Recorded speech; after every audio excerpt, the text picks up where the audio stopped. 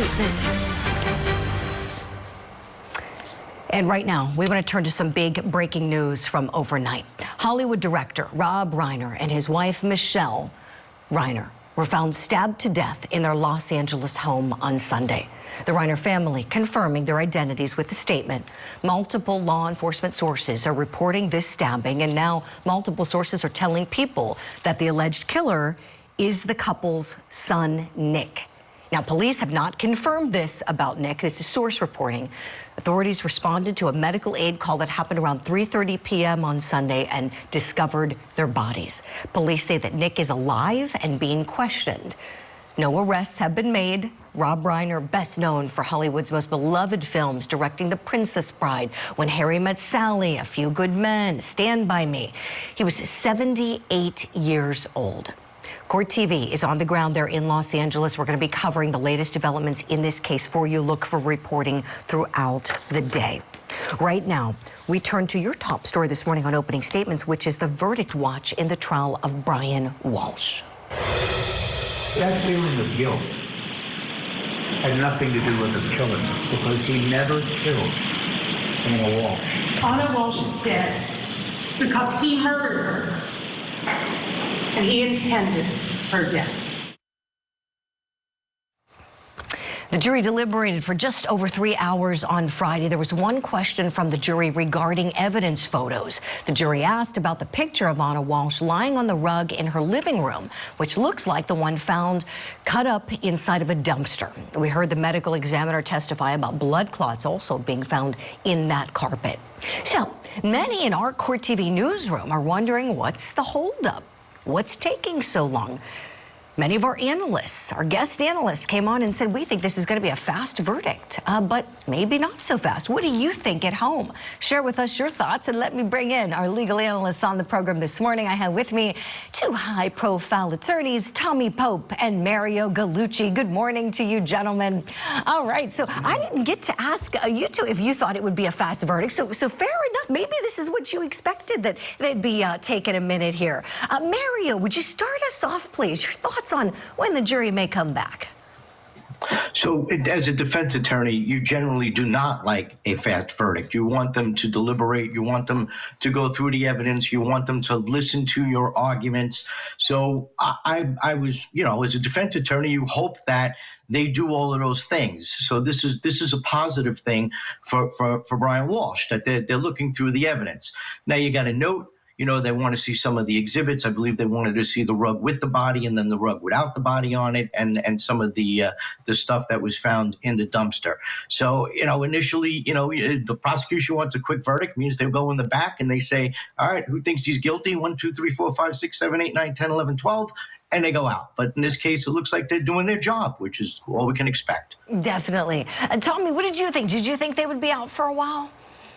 Well, I think they're doing their due diligence. I think Mario's spot on. I'm going to give your viewers a little peek behind the prosecution world. The prosecution's asking them to make a leap because, really what the defense position was is he just didn't kill her, or at least you didn't prove that he killed her. And I think, we have to prove it beyond a reasonable doubt, and that the jury is going to have to make connections with the disposal of the body and the surrounding circumstances. And so I think Mario's spot on. Again, you'd hope they would see that connection and go, hey, it can't be anything but him. But, clearly they're going through the evidence. And a lot of times, we got 12 citizens from all walks of life. They had different experiences. Maybe some have served on a jury, maybe not, but they've watched TV or watched court TV. And so, hopefully they're just doing their due diligence. It's interesting. It's like a handicapper in Vegas. As attorneys, Mario and I would be in the courtroom, going, what do you think about that picture? I wonder why they're doing it. And he's thinking it's great. It means something else. And I'm thinking it means he's definitely guilty. So hopefully they're doing their due diligence. Now, if they drag through today and we don't see anything, then I think there's some greater concerns. Mm-hmm. Right, Tommy. We know that they came back wanting to see two exhibits. As you both know, they wanted to see the plastic cup, that it contained some blood clots, as testified to by the ME, and then also the rug that Anna Walshe was lying on at one point in time when it was in the living room. And we know this is not a crime scene photo. This is a photo when she was alive, and you see her there. They wanted to go back in time. Let's take a look back to some of the testimony from the criminalist. This is when he's on cross talking about Anna and that rug. Do you recognize the room that rug is in with the fireplace? Yes, this looks like the first floor living room. That rug that is seen in Exhibit 97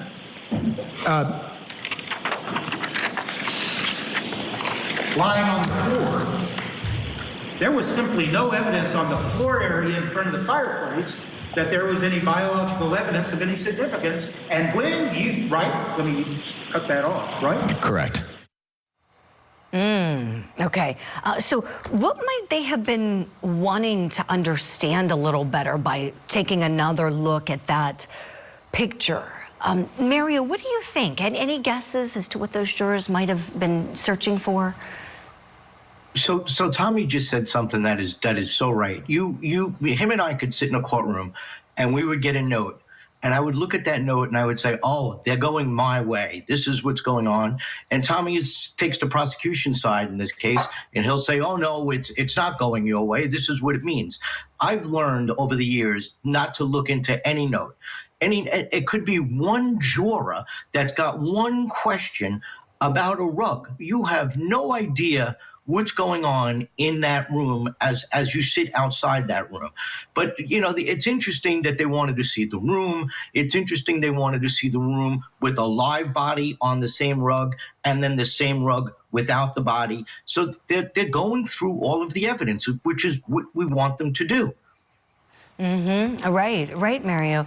Yeah, you know, it's funny. I was saying over the weekend, talking about this case, how I'm sure you both have had this experience. You can't tell by looking at the jurors either, because I've had jurors who I thought, you know, were with me. They were nodding along with me, seemed very engaged, locking eyes. I would have bet anything. And then after the fact, no, you know, and so you just really never know. To your points, you don't. Let's talk a little bit about how this really could be anybody's case when you stop and think about this. Tommy, you know, I could see, right, the jury coming back and saying this is a premeditated murder and he shouldn't benefit from the fact that he destroyed all of the evidence of this crime. Or I could see them fighting for this defense, you know, here saying, well, we still don't know how she died. We really don't know. What do you think, Tommy? You think they're going to struggle with this for a while? I was thinking that this is more mechanics and maybe this is inside baseball for lawyers, but I was thinking all the promises the defense made at the beginning or statements he made at the beginning, and then we never heard any of it. And I did not get to see the closing argument, so I'm not sure how they rectified that. But I was thinking the jury just piecing together, you know, they'd say, well, he said an opening, you know, blah, blah, blah. And then one of the jurors say, well, the judge said the opening's not evidence. So they can, you know, kind of go down the rabbit hole on that. And so I don't know. I'm like Mario. I don't know where they're headed. I remember I had a death penalty case. We're in the penalty phase. The bailiff takes them all out for a smoke break. And he says, I think they're 11-1 for life. And, you know, my stomach just sinks. And about 5 minutes later, they come back to the quick verdict Mario was talking about. Now I think they're coming back to give him life. And they came back and gave him death. So even the bailiff that's looking at him in the smoking area doesn't know. He can't read them any better than we can. Yeah, no, I know. You're so worried. We'll leave it here for now. As soon as the jury's back, they're going to continue deliberations. A little over 3 hours they got in already. We'll see what happens. Maybe today we'll get that verdict. Tommy and Mario, stand by. Please, friends at home, stay with us. Up next, we're talking about the murder of 6-year-old JonBenet Ramsey. Still a mystery 30 years later, but now police are saying they have an update in the investigation, including some brand new evidence they say they've got. Plus, Mama Donna celebrating Hanukkah in a brand new prison closer to home. As I appear before you today, Your Honor, I promise you with my whole heart, I swear to you on my life, I was not involved in any way with Danny's murder.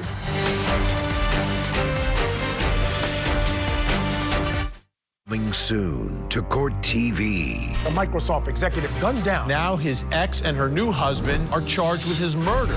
I'm gonna kill her. An alleged murder plot involving a family's au pair and the married father she worked for. A social media sensation, now a suspected killer. Why do you have something against me? She wrote a children's book about her husband's death. Now she's accused of killing him. The high-stakes trials you don't want to miss. Coming soon, only on Court TV.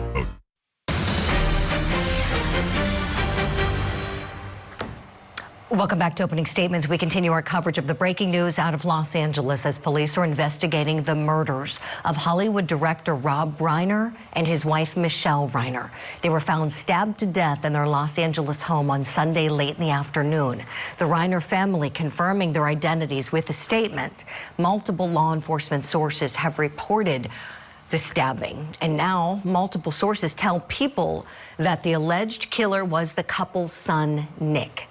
Now, police have not yet confirmed this. Again, this is People Magazine's reporting. Authorities, we know, responded to a medical aid call around 3:30 p.m. on Sunday, discovered the bodies of Rob Reiner and Michelle Reiner, and police say their son Nick is alive and being questioned right now. Nobody has been arrested yet. Our Court TV team is on the ground in LA. We're going to be getting updates throughout the day on the latest developments. You can stay with us for that. Right now, let's talk about what we know at this hour. I want to bring back in our guests. We have attorney Tommy Pope. He's also a former investigator, and attorney Mario Gallucci. I know you both are just heartbroken to hear this news. So many folks waking up around the country just stunned to hear about this, the deaths of Rob and Michelle Reiner, but even more stunning to hear the reporting from People that their son may have been the one that stabbed them to death. Tommy, tapping into your experience as a former investigator, what are some of the things that these detectives are working through right now as we speak? Well, Julie, one of the difficulties is, and I'll start out by saying, in this time of year, it seemed like we saw more domestic homicides, family gatherings and deaths, caused at the hands of family members than normal. And so this is tragic for this family, obviously. Sometimes we put these folks on a pedestal, but they're people too, and they have loved ones, and so our hearts obviously go out to them. But from a forensic standpoint, it's always difficult when it's not a stranger perpetrator, because you can always say his DNA would be at the house, or his blood might be at the house, or, variations there. I don't know if he lived with them, lived elsewhere, but it wouldn't, with my family, any one of my family members is here in and out of the house at various times all the time. So that's the first thing. And so they have to treat it. The hardest thing for law enforcement, and it happens a lot sometimes with small agencies, you can't jump and automatically exclude any other answer but the son. Because you can miss forensics, you can miss other leads. You have to, take more of a global view, even though you believe it's open and shut. It's never open and shut, at least from the prosecution end. And I think Mario will tell you the same thing. Mm-hmm. Oh, definitely. Yeah. Talk to us, Mario. The son being questioned right now. What are some of the things you're thinking about, please? So I actually did this case. I did the Eric Bellucci case, who killed both his mother and father. And there was a long history of mental illness in that case. I don't know if there's any mental illness in the Reiner case, but that's generally where you see something like this happen. It's very rarely an act of violence because they're upset about something. It's, from what I've seen, it's always when you have something like this, it's definitely, a mental illness, bipolar, some sort of disease that causes you to want to kill, the people that love you the most. These are always sad cases, because you got brothers and sisters involved. They're going to be witnesses. And as a defense attorney and a prosecutor, you gotta have some sort of empathy and sympathy for these witnesses, because that's your brother and that's your mom and dad. So these are tough cases, and I tried the Bellucci case twice, and it was very emotional for everybody involved.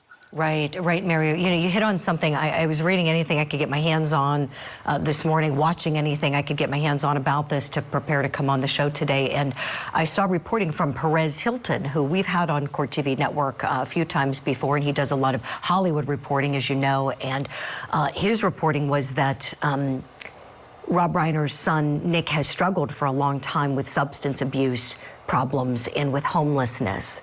Very, very sad. And he also reported that it was another one of the Reiner children, that they have 3 children, and their daughter found them deceased and placed that call, again, from Perez Hilton, his reporting that I saw this morning online. If this is true that the son did this, as you said, Maria, there's something behind this then, because who does that? You know, we send our love to the family, and again, our team is going to be on the ground throughout the day today, providing us updates on this case. Mario and Tommy, I want to turn to another big high-profile case while we have you on the program this morning that we've talked about on Court TV for a long time, the case of JonBenet Ramsey. I believe that the case will be solved with DNA technology. You know, Lou Smith, the legendary detective who was brought in to work on this case by the DA early on, out of retirement, told me, he said, this case will be solved by DNA.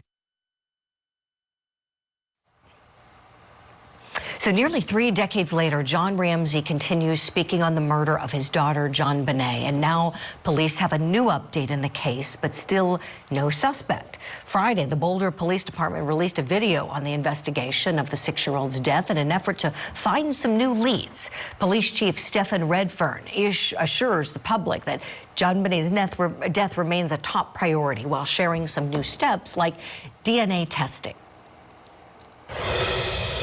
Last year, we gave you an update about a lot of the work that has been done to solve this crime, and those efforts have continued. This case remains a top priority for our department.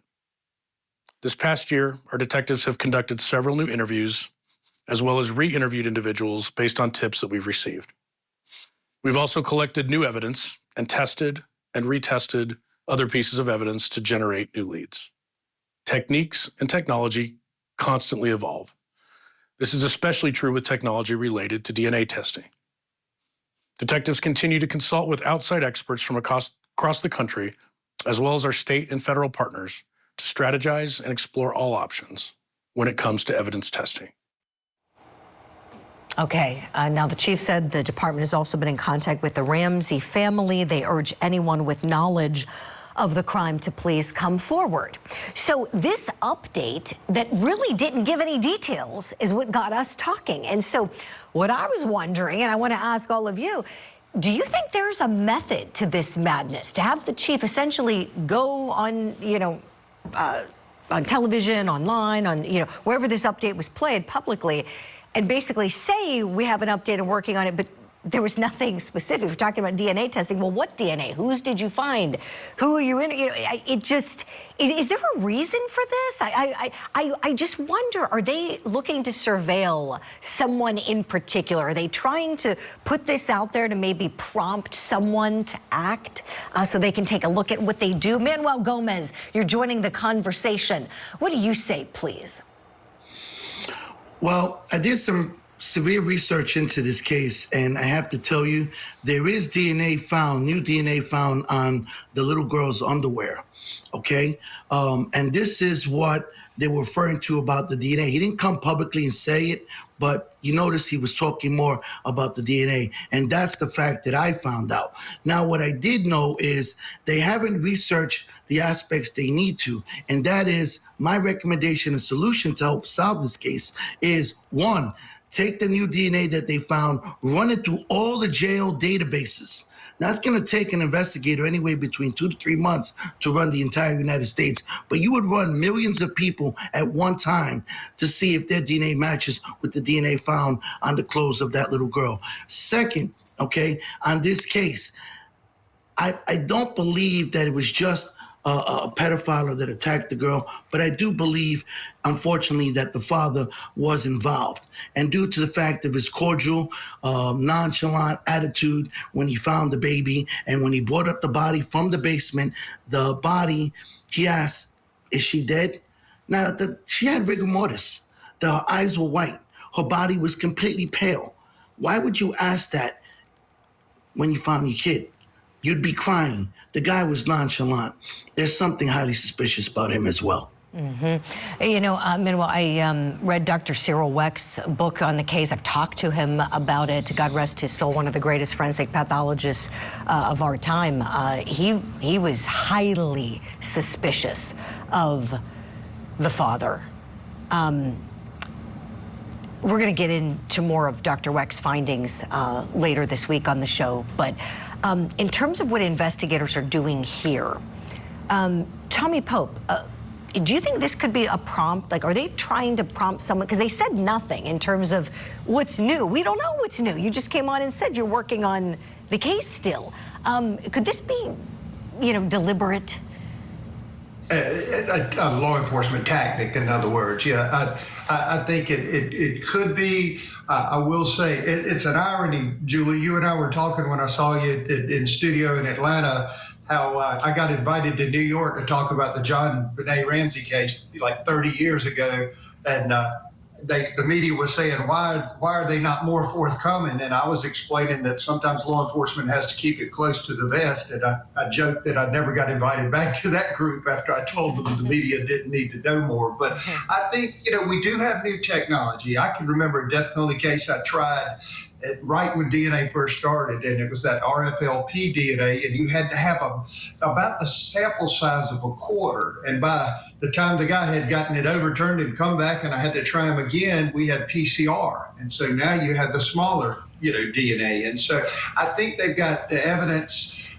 It's like Manuel said, maybe I was thinking run it through the database. Now, the trap is there. If it is an inside job, if it is family related, if he's never been in the system, I'm sure they have their DNA. But, you know, we've got overlay of DNA when you're dealing with family members. So if it's totally foreign DNA, in other words, not relatives, then maybe they can make a pull from there. And like you said, maybe they have an eye on somebody and they're hoping to see if this makes them change anything. I mean, I've seen, you know, law enforcement can use falsehoods to get confessions, so to speak. So they may say, we've got, you know, we know that there's a red jacket or whatever the case may be. And like you said, wait to see if they go throw it in the dumpster or burn it or things of that nature. Exactly.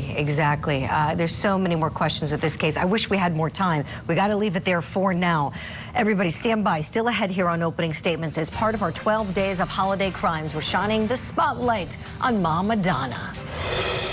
I've gained more than a third of my body weight here. The diet is all carbs, no protein, and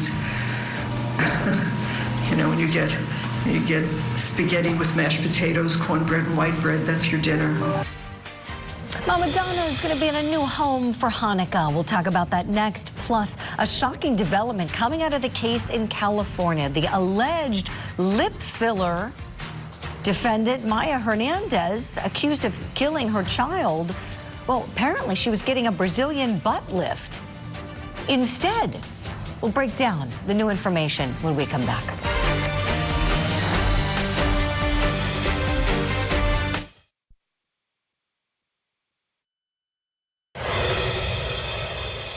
As I appear before you today, Your Honor, I promise you with my whole heart, I swear to you on my life, I was not involved in any way with Danny's murder. I would just like to say that I maintain my innocence.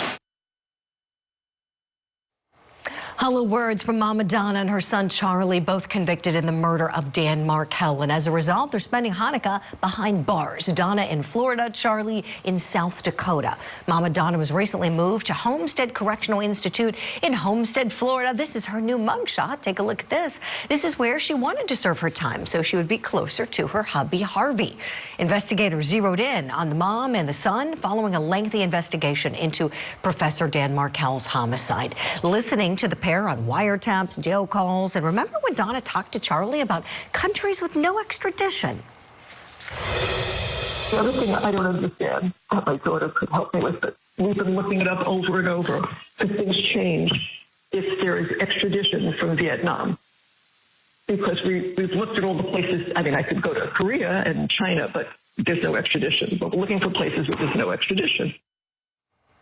Now, we're still waiting to find out whether Markel's ex-wife, Wendy Adelson, will be charged. We're standing by for any information on that. In the meantime, let's talk to someone who knows all about this case. He's the co-host of the Surviving the Survivor podcast, Joel Waldman. Joel, good morning to you. Any intel for us? You always got something for us on this mother and son duo. Well, as you mentioned, and great to have you. Good morning, and pre-Merry Christmas, Happy Hanukkah, and all of that good stuff. It was just such a depressing, sad, true crime weekend with so much stuff going on. But I can tell you that Donna Adelson, as of last week, was sent to her forever home. She was spending a few weeks at the Women's Reception Center in Ocala, Florida, and then was sent to the Homestead Correctional Facility, which is for women, particularly lifers, and it is the one that Donna had requested. It's about a 43-minute trip. We mapped it out from the city of Miami, roughly where Donna Adelson's condo is, where Harvey is staying. For him to get to Donna is roughly 43 minutes. And, of course, Charlie is all the way out in South Dakota because of this defense where they basically said the Latin Kings extorted them. So for protective measures, he's out there. And for all intents and purposes, Charlie and Donna will never speak again. They're not going to be able to write to each other, and they're not going to be able to speak to each other. So this is safe to say going to be a very miserable Hanukkah and holiday season for the Adelson family. Oh, wow, Joel. I know we can all remember back when he was on the stand testifying. I told my mother everything. They would talk all the time. But wow, with this, ooh. Okay, so that's a big update with Charlie and Donna, and no more communication there, maybe just penning letters the old-fashioned way. Tell me, with Wendy, we haven't heard a peep. And we've been thinking perhaps charges are on the way. Any intel regarding her, Joel? Yeah, I'll tell you, I was invited to a wedding of a good friend of mine up in Tallahassee who's a criminal defense attorney. He just got back, which is why I sound like I have a frog in my throat, a little too much partying over the weekend. But everyone in Tallahassee, literally there's hundreds of people at this wedding, all came up and asked, hey, what's the deal with Wendy? And the consensus right now is it is just awfully quiet. I mean, the SAO, the state attorney's office, has so much on their plate. So they are, dealing with other cases, obviously.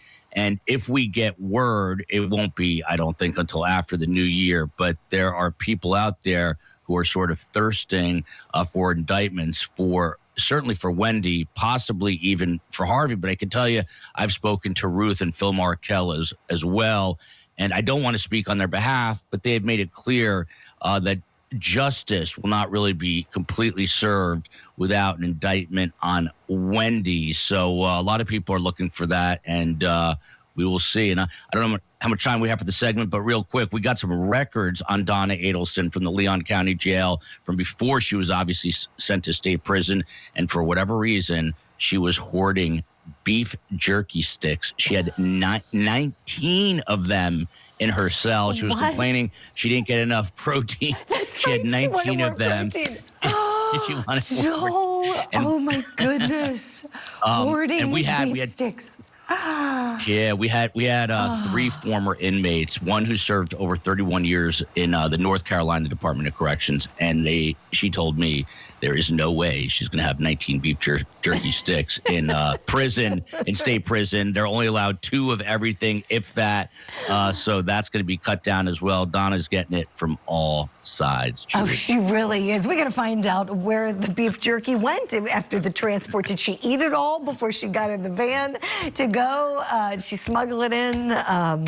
Kidding. But stranger things have happened. We know inmates do smuggle things into. We bring you all the important information at Survive and Survive. Hoarding the beef. I know. I can't get over it. Needed a good laugh this morning with all the heaviness. Joel, we need to find the levity. As you know, my friend, we cover heavy stuff, and so those moments where we can laugh about Donna's appetite, we'll do that. Joel Waldman, thank you so much. Happy Hanukkah to you and your family, and looking forward to talking with you again very soon. Coming up next here on Opening Statements. The one person who was supposed to protect, supposed to put her 2 sons above everything else, chose herself. Alleged child killer Maya Hernandez wasn't getting lip filler after all. No, instead it was a liquid butt lift. The information straight ahead. Plus, a live look at the courtroom in Dedham, Massachusetts. The jury should be back to consider the case against Brian Walshe any minute.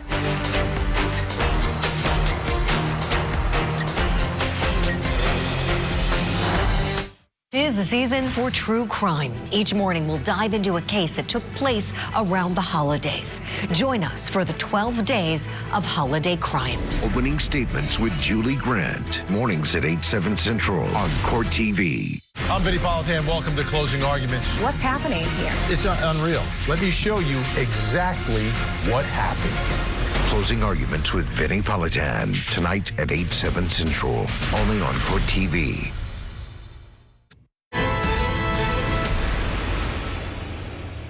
There's a human need to protect children and to care for children.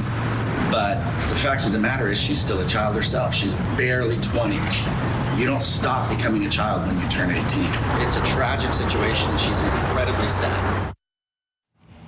As Maya Hernandez's defense attorney continues fighting for her both inside and outside of the courtroom, as you saw, a new shocking revelation could tip the scales of justice in the young mother's case. So let's talk about this. Court's going to start up later today, but we learned something new when court was last in session from a spa employee who testified that the defendant was not getting lip filler on the day in question, the day that her 1-year-old son died in her hot car. No, that witness from the spa told the jury that she was undergoing a liquid Brazilian butt lift instead. Yes, you heard me right, a liquid Brazilian butt lift. Text messages reveal that Hernandez asked another employee if she could bring her kiddos in to the spa for this to happen. The employee said sure, as long as they stayed in the waiting room. Prosecutors also played a second interview with the defendant after she was arrested where she got emotional, saying, "It's not like I left them in there just to die and only left the kids because they were sleeping." She left them with the air conditioning on, so that's important to know. But what it seems that she didn't realize, with the air conditioning automatically shuts off after a certain point in time. One of her children died. The other one, thank goodness, survived and is in the custody of the state. Now, as this trial rolls on, we understand the prosecution has one more witness to call. Closings are expected to happen tomorrow. So we're wondering, do this woman's actions amount to second-degree murder? And do the facts about the Brazilian butt lift rather than lip filler really change anything? Let's bring back in Mario Gallucci and Manuel Gomez to talk about this.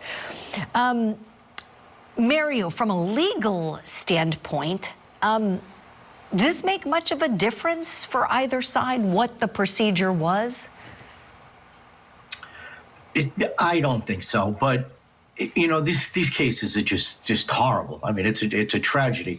And the defense attorney said something very interesting in a statement. You know, she's only 20 years old.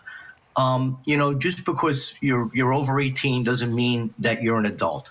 So what he's trying to say here is, you know, she made very tragic decisions, but you still have to remember she's still a child herself. I'm not excusing her behavior whatsoever, but you know, they need to prove for the second-degree murder, they need to prove intent. I don't think she intentionally left the children in there to die and the other one to get severe injury, but I mean, they basically conceded the manslaughter here already, and the child endangerment.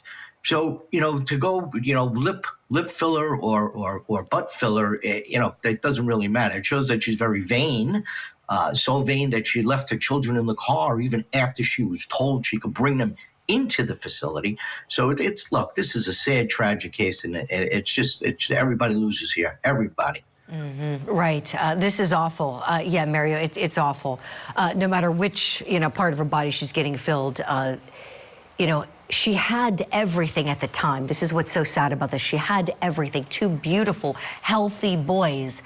And look, like, I'm not judging. She wants to, go do whatever she wants to do in the med spa. Sure. Get your kids a babysitter, though. Get your kids a babysitter. If you can pay the money it costs to have lip filler, butt filler, whatever kind of filler you're having, you can pay a sitter. So that's where I struggle, because you know what, Manuel, I think about this, and I get that she didn't foresee the car shutting off. She obviously didn't realize that. However, what about a kidnapping? You leave two beautiful babies in an unlocked running car in the back seat. Manuel, the safety of those kids, would you speak to that? Well, I want to say the safety of those kids, she knew that the act she was committing, if she didn't put the air conditioner on, she could have killed those children. This is why she put the air conditioner on and set it to 60 degrees, because she knew the temperature was so hot. So finding her guilty of second-degree murder, Julie, is going to be a no-brainer for me, for the jury. Because again, you have to have the intent to know that the act you're committing is going to kill someone, and you commit the act anyway. She knew that if she didn't leave that AC on, those kids were going to die. Second-degree murder, slam dunk right there. But more importantly, Julie, the clinic is responsible, because the clinic should have required her to have a designated driver to drive her home. She was going under a surgical procedure. She was going to be medicated. This tells me the clinic she was at, Julie, was some kind of sham place. And I've seen cases like this, like in New York and Goals, that have had numerous women die because of the procedures done there. This clinic should be ashamed that they didn't require someone to pick her up, because those children would be alive right now. Manuel, appreciate it. And I'm still thrown for a loop. I have to say, I think my whole team is, about how we thought this was the lip filler. I have no idea how that fact was gotten wrong, and suddenly this revelation came on Friday that it was a Brazilian liquid butt lift going on. Mario, I'm thinking about this, and we'll have to have our friend Dr. Craig Ozer, the plastic surgeon, back up, because we were picking his brain before about how lip filler, it's an extended procedure. It's not like it happens in an instant and you're right back in your car. I can't imagine what butt filler, I would think that's a bigger area to fill, so probably more filler going in, more time injecting. Mario, does that help prosecutors maybe if she knew the time wasn't going to be quick? So, I'm not an expert in butt filler, and this is probably the first time I've ever discussed a butt fill, but first time for everything, Mario. Yes, That's why we love having you on. But the prosecution in this case, yes, absolutely. I mean, this woman is so vain. She's 20 years old. What is there to fill in a 20-year-old woman at this point? And lip filler, butt filler, she just only looking at herself and caring about herself, and to the detriment of her children. And that's exactly what the prosecution is doing here. They're saying, look, she left two kids in the car so she could make herself look better. And at 20 years old, how much more better do you need to look?